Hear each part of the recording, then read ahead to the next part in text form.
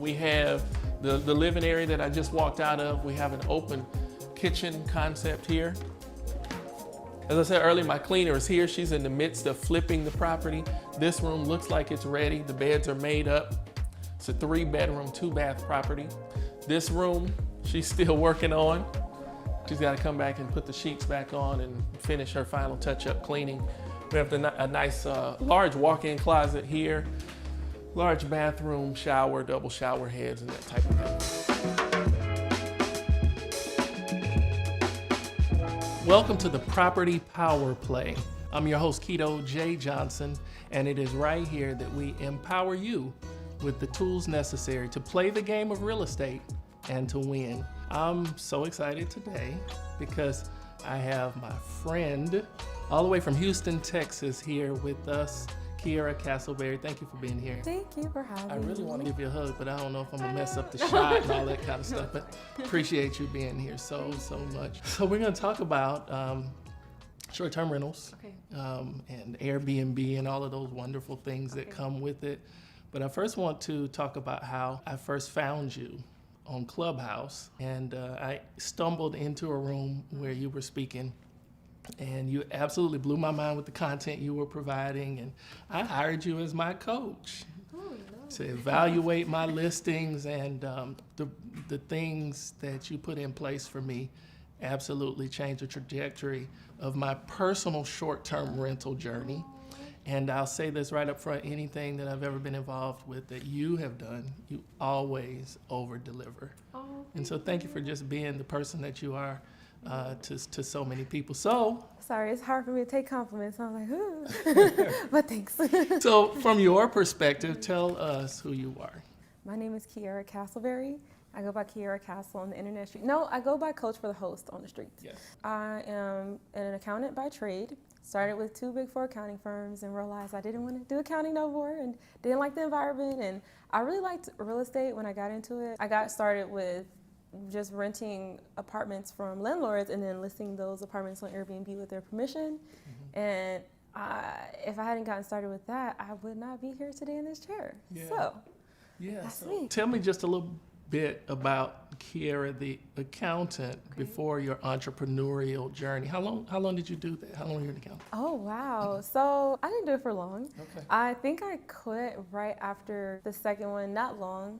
So to give you an idea, because I was doing so well with the Airbnbs and stuff, I was like, why don't I just do this Airbnb thing, get more units, and then be good to go? And then that's exactly what we did. And to this day, we have our units, you know, that produce the cash flow and allow us to invest in a lot of things. And yeah, that's kind of who I am as an accountant. I do use accounting in a lot of the things I do today, though. A lot of the things I learned in accounting, we do today. Yeah. Yep, everything. So how did you find short-term rentals? Why short-term rentals? And let's start with defining that. What is short-term rentals? Because oftentimes we say Airbnb, but that's just a brand, right? It is a So let's brand. talk about that. So short-term rentals, if I were to define it, it's basically when you rent out your properties on a short-term basis. So usually less than 30 days. I mean, you have mid-term rentals that are getting popular now, which is when you rent for like maybe 2-3 months, sometimes even 6. But it's not your traditional, like you don't have a traditional lease, like a 1-year lease. So short-term rentals is very like, it has like a lot of turnover, like high turnover and stuff like that. So that's kind of what short-term rentals are. Out of all investment, real estate investment strategies, why short-term rentals? To be honest, I had one of my mentors, she lives in Atlanta and she has a few condos here and that are short-term rentals. And during the Atlanta Super Bowl, she made a ton of money. And I was like, girl, she was posting like her screenshots of her back end. I'm like, can you teach me? So she taught me, she was like, yeah, all you have to do is, you know, if you don't want to buy property now, you can like find a landlord and you rent the property out from the landlord. And I was like, girl, that sounds illegal. But I did my own research and realized you have the permission from your landlord to do it. Gotcha. So then I don't know what it was. It was just one of those things where I felt like I could really do it. I was like, okay, I could figure out the design. I could figure out, it was just very process-based, and I'm an accountant, so I'm very process-based. And yeah, I just went through the process, started, and loved it. So where's your concentration? Like, is everything in Houston now, or you have where's your focus? Yeah, so I started off in like the Norfolk, Virginia area, Norfolk/Virginia Beach area, and we did do really well because it is a military city. But once my husband got out the military, he realized he wanted to go back to Houston, which is my home. So we went back to Houston, and we picked up like 2 months after we got there and we started up the short-term rentals again in Houston. So that's my main focus right now. And we mostly do arbitrage at the moment. We did purchase a property and did Airbnb, short-term rentals with it. And that was fun because it was a project. It was like a complete tear down. That's the house I saw, right? Yeah. Chestnut. It's my baby. So let's talk about the properties that you place on the platform, because you've mentioned arbitrage a little bit, and we'll go into some more detail about that. But you also mentioned the renovation, the house that you own. So what are some strategies to acquire property to get started? There are a few, but I would say the most popular ones that are the easiest to understand for most people are co-hosting, which is where, let's say you have an Airbnb and you don't want to rent it anymore, a short-term rental. I'll come and say, hey, I can rent it for you. You just give me a percentage and you can do whatever you want to do. And it's also known as property management. They're one and the same, sort of. The benefit about co-hosting is there's like little to no investment up front. If anything, you're paying to have like a specific property management system that you're using, but usually there's no cost up front.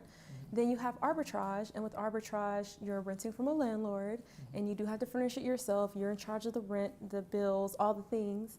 And then finally, ownership is probably the one that's the hardest to get into, but it's the most fun and rewarding. But with ownership, you just buy the property, make sure there's no HOAs, and then do your own thing and list it on the short-term rental platforms. One of the things that I appreciate about short-term rentals is, and before this strategy, like when somebody wants to get involved with real estate and real estate investing, we oftentimes ask, what's your time, your money, your credit like? And oftentimes people say, I don't have really any money, I don't have any credit, but how can I get started? And we normally talk about the whole strategy of wholesaling as your entry into the world of real estate investing.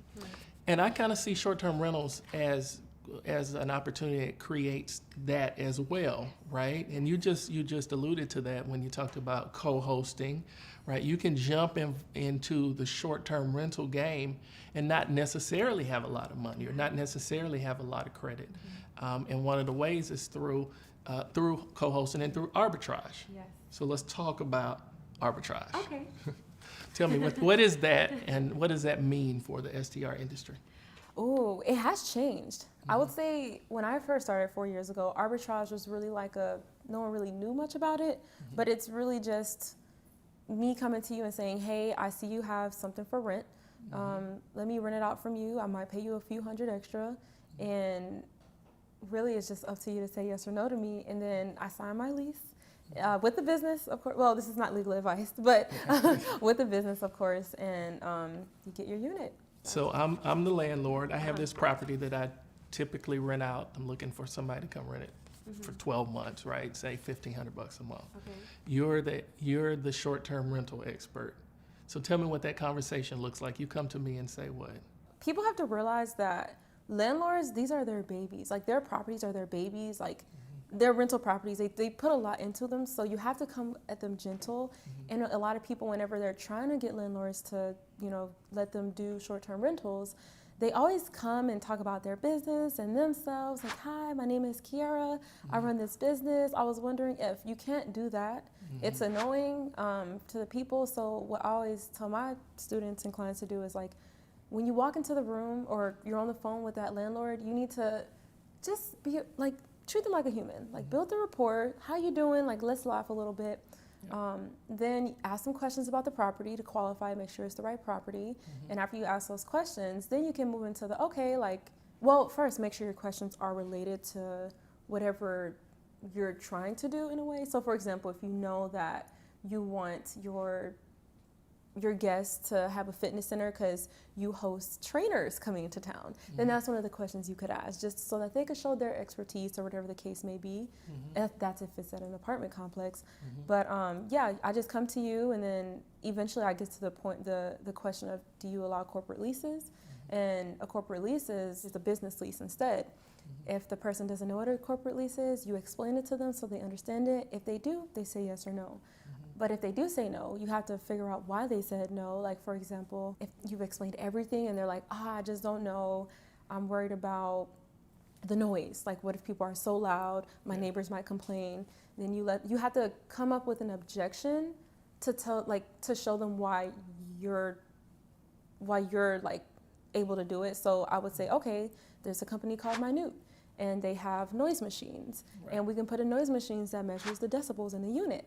And we will know if there's like a party, if that's what you're worried about. As a landlord, I got the $1,500 property. Okay. You're the host. You're doing the arbitrage strategy. You come to me. You negotiate a lease with me to pay me 15, or maybe I get maybe 16, because you want to incentivize me to, in essence, allow you to rent my property and then sublet. In essence, it's like subletting, right? Yes. Right. And so you need my permission up front in order to, well, you should. Like some people are that taught, right? Yeah. So let's make this very clear. Right. Make sure you have permission. Yeah. So we go into a 12-month or 24-month, whatever type of lease arrangement. So now you, as the arbitrage host, you've acquired this property, and now what's next? Well, there's a lot of things on the internet, but for me, what I like to do is I like to make sure all the utilities are in place first. Of course, the internet, the electricity, everything, only because especially nowadays, when it comes to electricity and internet, it always takes them like 5-10 days to come out, and it's like, I need you now. So setting that up as soon as you get the yes is important, but also making sure that your lease starts within 2 weeks of you saying yes. So I wouldn't start it immediately. For example, if today's the 28th, I wouldn't start your lease on the 1st. Right. Like, wait it out 2 weeks so that you can take 2 weeks to contact those companies, but also so that you can create a game plan of furnishing your unit, because every unit's different. That's a gem right there. Yeah. I wish more people did it. Then you furnish the property, of course. A lot of people, I was talking to a group of friends yesterday, and one of the girls told us it took her a month and a half to get her unit up, her first one. But my advice is don't let it take that long, especially for arbitrage, because you're paying rent. So, for example, if you negotiate with your landlord to get 2 weeks free or a month free, then furnish within 5 days so that you can get your house on the market. But a lot of people, when they first start, they take a month to get it up.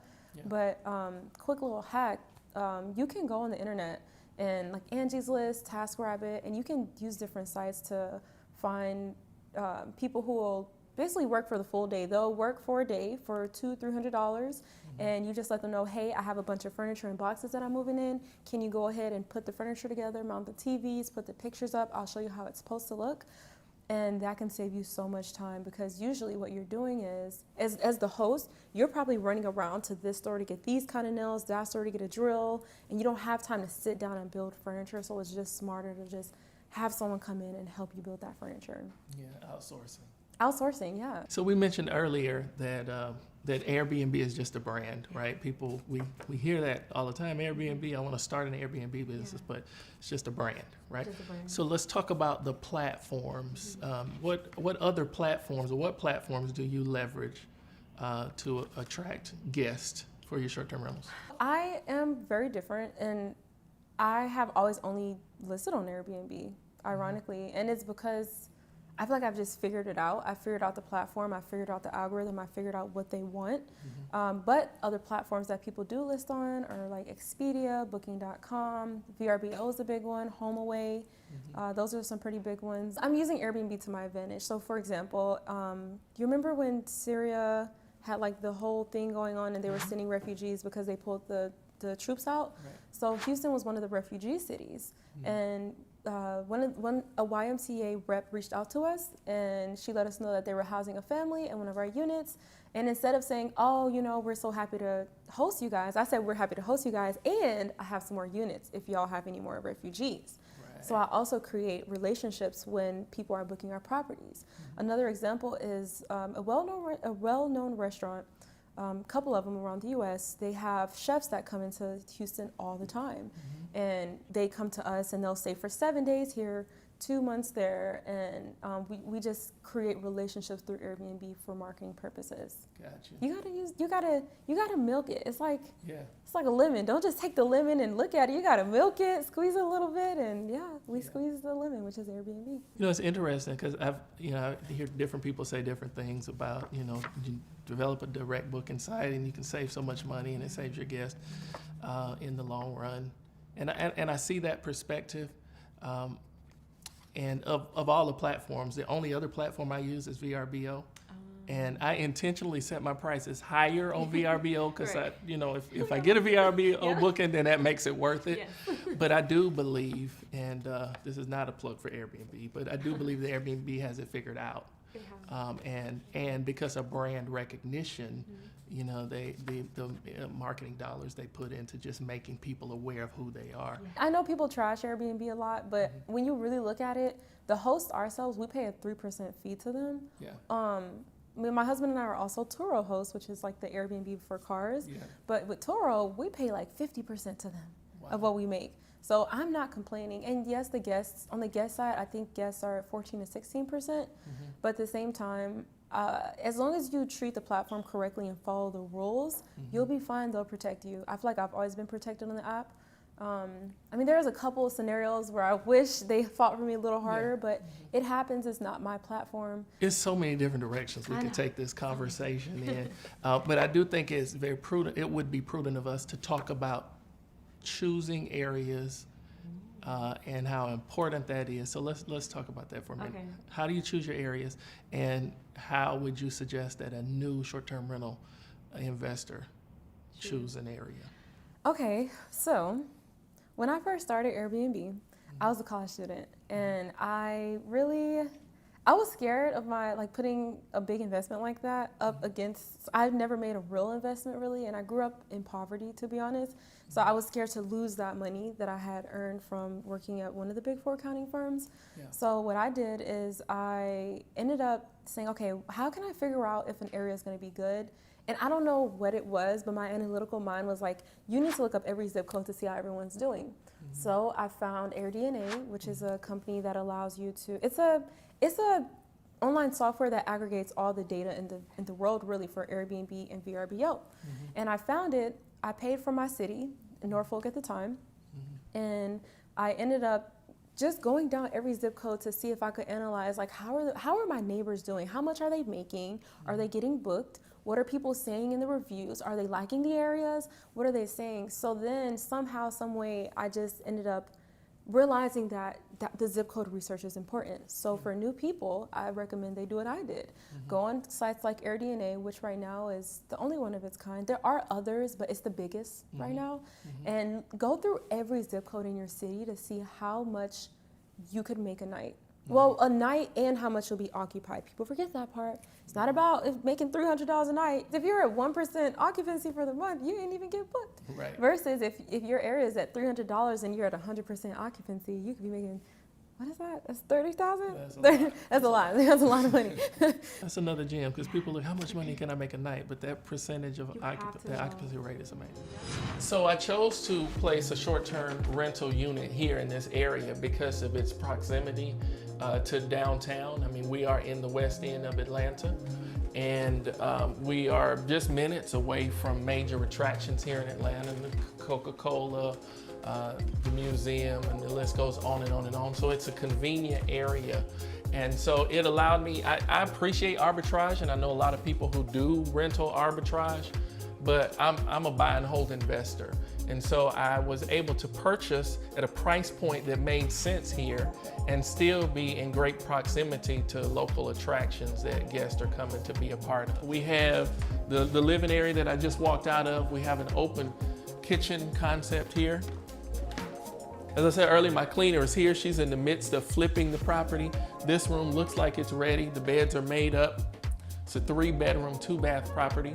This room, she's still working on. She's got to come back and put the sheets back on and finish her final touch-up cleaning.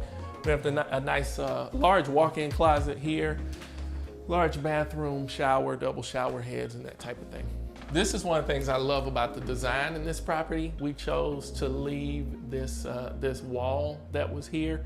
And so we just kind of built the new walls around it. So this original fireplace wall, this original brick stands out. And a lot of our short-term rental guests that come remark about how they like this particular feature. Here is the second bathroom that is shared with the two secondary rooms that are here. And then this is the third bedroom that is still being turned by our cleaner. There's a desk here, and in all of my properties, I try to include a desk somewhere because oftentimes when a guest reaches out to us, they'll say, hey, is there a workstation?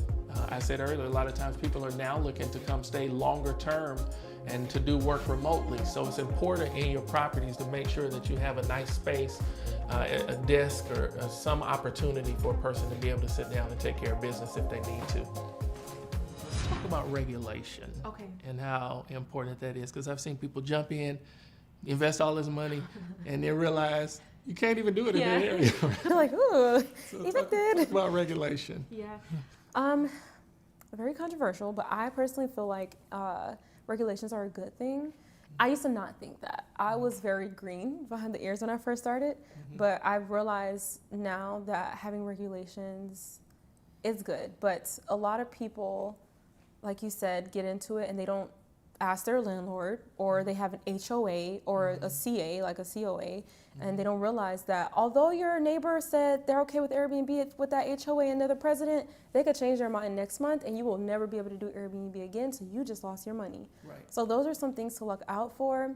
But also me, for example, when I was in Virginia, I had to figure out what the laws were. So I just simply went on the government sites and I was trying to figure out, like, okay, what are people saying about it?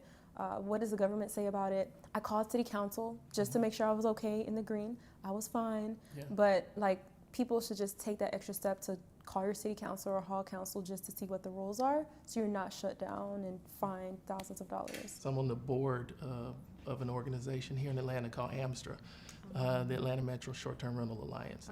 And we started the organization for reasons like this. Airbnb or short-term rentals was not regulated at all, right? And so it's a free-for-all, and everybody's got all these listings. And when Super Bowl came around, like the number of listings just like quadrupled, right? So you have all of these people, and so then the city decides, okay, we want to rein in on this, and started regulating and with the goal of pushing hosts out. I say all of that to say, in wherever your local area is, just like you call city council to say, hey, what's the deal here? It's important to reach out to those powers that be, to one, make sure that it's possible in the city, right? And if there are organizations like an AMSTRA, make sure you join those organizations and you get involved, because as changes come down the pipe, you want to be a part of that change and a part of that conversation. One of the things that I've always taught for those who acquire property, especially if you're buying a property to put on a platform, I think it's always very important to make sure that, sure, you can get $5,000 a month from a short-term rental, right? But what are my minimum expenses? Like, what does it take to run this property? And if for some reason tomorrow Airbnb disappeared, or tomorrow I couldn't put it on a short-term rental, if I had to shift strategy and make it a long-term rental, can I at least break even, right? Because you're locking yourself into a contract for X period of time, whether you arbitrage or whether you sign a 30-year mortgage. I want to ask you, what would you share? What's one piece of advice? I mean, you're giving a whole lot of advice already. But what's one piece of advice you would share or give to someone who's thinking about jumping in the industry? What do they need to do next? Okay. Well, I would say someone who wants to jump in the industry, number one tip, don't quit your job. Oh, I love it. I think that would be the number one thing. I wish someone told me, like, looking back, I mean, I'm happy where I am today, don't get me wrong, but having a W-2 trumps everything in this business, because getting loans, harder for me. Interest rates, higher for me. But that would probably be my number one tip. Is I know the dream is, I'm gonna quit my job, be financially free, but hold your job until you have some great cash flowing properties that can sustain you for, years, and then look at quitting your job, because then you'll feel comfortable quitting and you won't be under that pressure. If something bad happens, like Atlanta has regulation, or Atlanta decides to have regulations and you can't host anymore, or whatever the case may be. Yeah. So that's my advice. Kierra, thank you so much for being here. I really appreciate it. And I want to thank you for being a part of today's episode of the Property Power Play.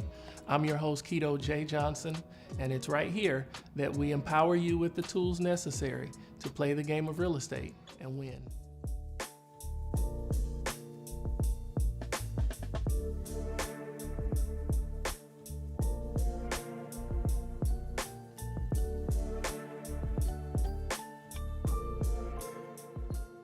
The Convo, the two-time 2023 Telly Award-winning network, and your home for conversations around Black wealth, available on all platforms.